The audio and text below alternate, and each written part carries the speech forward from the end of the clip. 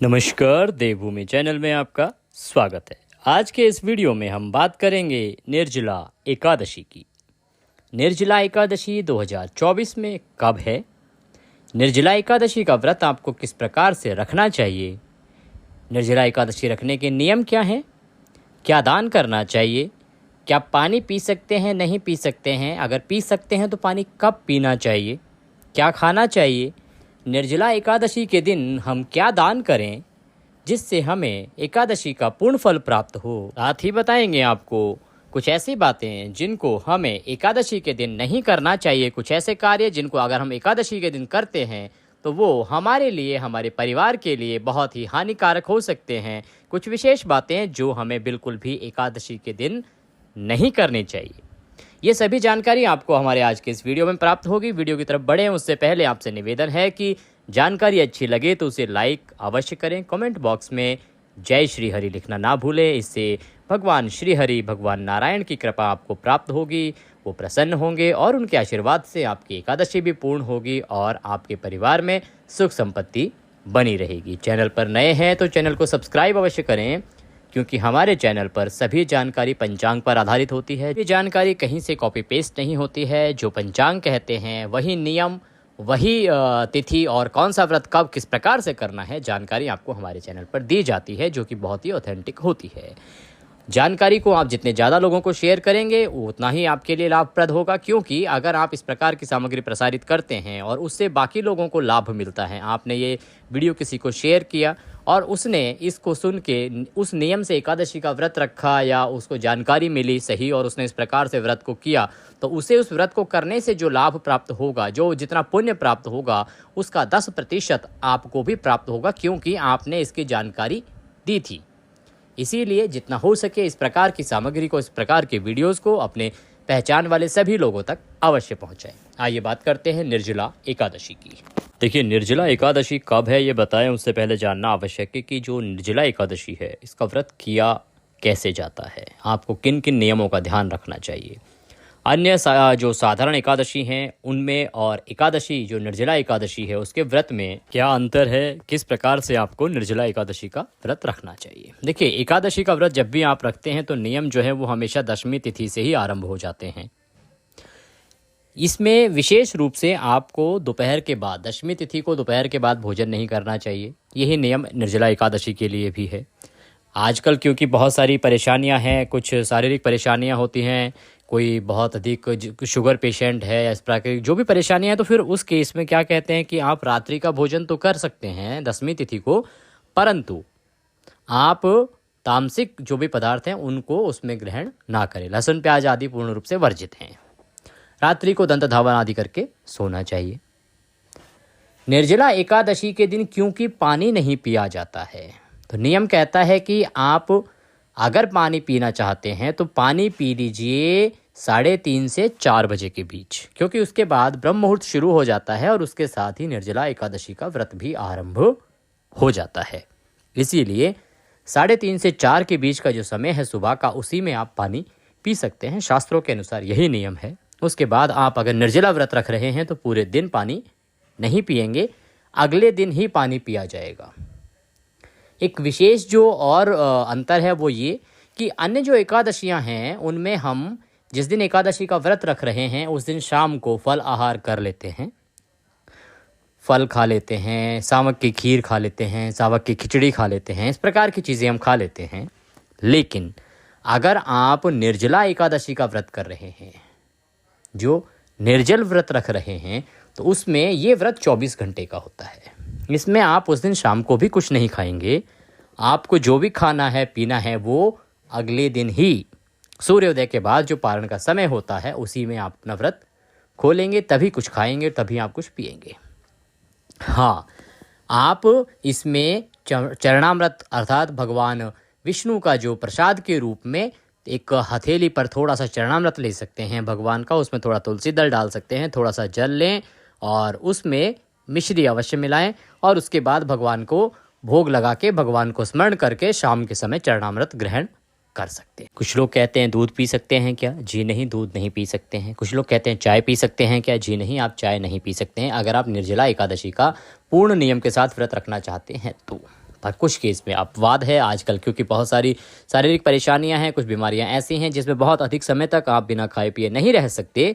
तो ऐसे हालात में अगर आपके साथ ऐसी कोई परेशानी है तो आप इतना कठिन व्रत ना रखें और आप समय समय पर इस प्रकार से जल ग्रहण कर लें और आप चाय आदि पी सकते हैं। पर ये विशेष परिस्थितियों में है। आपके साथ अगर कुछ शारीरिक परेशानी है, आप नहीं कर पाते कठिन साधना के साथ, तो आप इस प्रकार से इतना कर सकते हैं, पी सकते हैं, ले सकते हैं। बात करते हैं कि आपको पूजा किस प्रकार से करनी है। देखिए, जिस दिन आप व्रत कर रहे हैं निर्जला एकादशी का, तो आप प्रयास करें ब्रह्म मुहूर्त से पहले उठ जाएं और उसके बाद स्नान आदि करने के बाद सूर्य को जल दें। अगर ब्रह्म मुहूर्त में नहीं उठ पा रहे हैं तो सूर्योदय से पहले तो अवश्य उठ जाना चाहिए। स्नान आदि करने के बाद सूर्य को सर्वप्रथम जल देंगे। सूर्य को जल देने के बाद आपका जो पूजा स्थल है, जहाँ पे आपको एकादशी की पूजा करनी है, भगवान श्रीहरि की पूजा करनी है, आपका जो मंदिर है वहाँ पे बैठ जाएं आसन लगा के। अगर भगवान की आपके पास कोई तस्वीर है श्रीहरि की तो उत्तम है, नहीं है तो एक कोई चौकी लें, उस पर भगवान श्रीहरि की कोई तस्वीर या प्रतिमा स्थापित करेंगे। स्थापित करने के लिए उस चौकी पर हो सके तो पीला वस्त्र बिछाएं, उस पर थोड़े से पुष्प रखें। पुष्प जो आसन के रूप में रखेंगे आप, उसके ऊपर भगवान की प्रतिमा या तस्वीर स्थापित करेंगे। फिर भगवान को आप स्नान कराएंगे।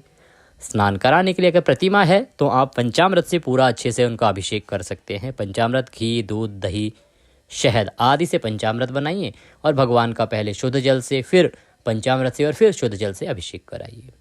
अगर आपके पास कोई ऐसी प्रतिमा नहीं है तो आप सांकेतिक स्नान कराइए। एक लोटा या ग्लास लीजिए, उसमें शुद्ध जल लीजिए, थोड़ा गंगा जल उसमें अवश्य मिला लीजिए।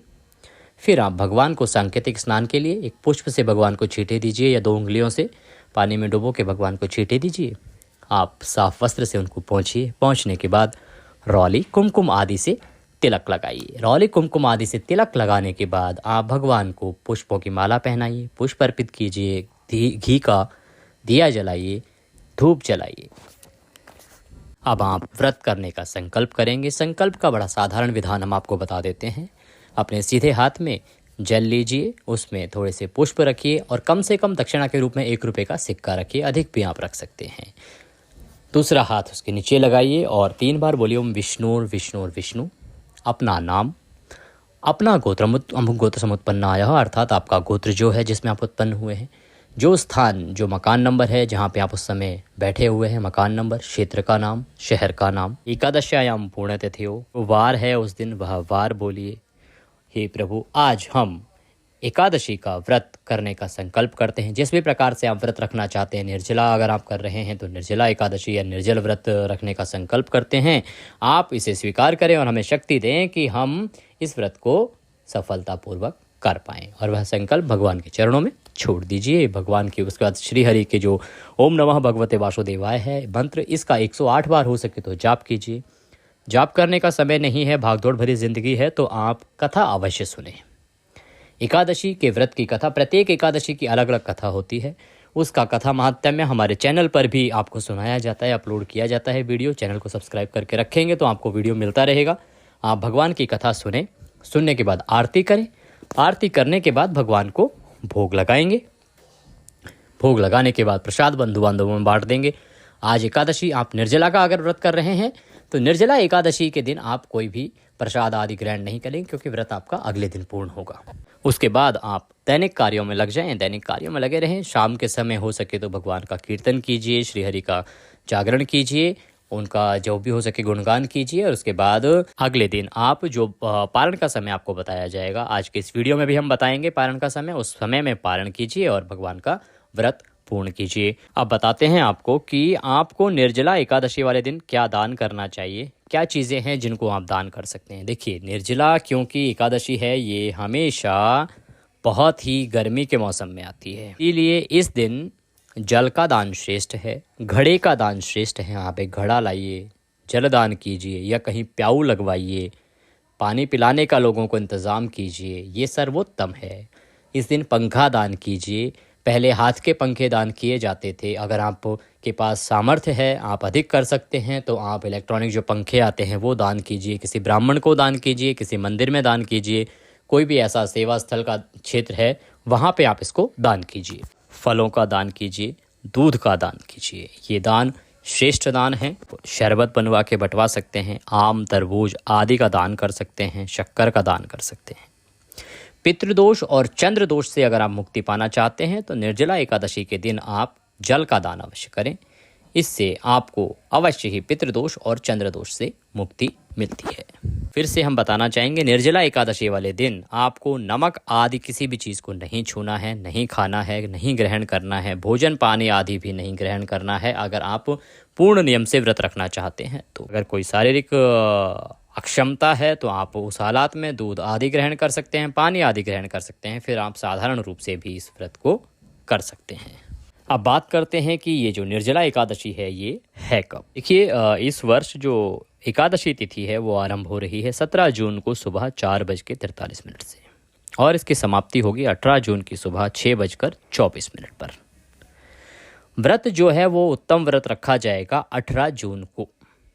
आप कह सकते हैं कि 17 जून को जब सुबह एकादशी आ रही है तो हम 18 जून को व्रत क्यों कह रहे हैं। देखिए, एकादशी का कभी भी दशमी युक्ता व्रत जो है उत्तम नहीं माना जाता है। एकादशी का द्वादशी युक्ता जो व्रत है वो श्रेष्ठ माना जाता है। इसीलिए आप एकादशी का व्रत रखेंगे 18 जून को और जो भी दान पुण्य का कार्य है वो 18 जून को करें। अन्यथा सिर्फ आप दान पुण्य के उद्देश्य से आप एकादशी जानना चाहते हैं तो वो 17 जून को भी कर सकते हैं। उसका महत्व उतना ही माना जाएगा। दान पुण्य आप 17 जून को भी कर सकते हैं। व्रत जो श्रेष्ठ है वो 18 जून को ही रखा जाएगा। अब बात करते हैं कि जो एकादशी है उसका पारण किस प्रकार से कब करेंगे। देखिए, पारण के लिए आपको सुबह ब्रह्म मुहूर्त में उठना चाहिए। उठने के बाद स्नान आदि करने के बाद आप भगवान श्री हरि को स्नान कराइए। स्नान करा के उनको रौली कुमकुम आदि का तिलक लगाइए, घी का दिया जलाइए, भगवान को पुष्पों की माला अर्पित कीजिए। माला अर्पित करने के बाद भगवान को नमस्कार कीजिए, अपने हाथ में पुष्प लीजिए, भगवान से निवेदन कीजिए कि हे प्रभु, हमने निर्जला एकादशी का ये जो व्रत किया है इसमें कोई गलती, कोई त्रुटि, कोई भूल हमसे हुई हो तो उसे क्षमा करें, क्योंकि आप तो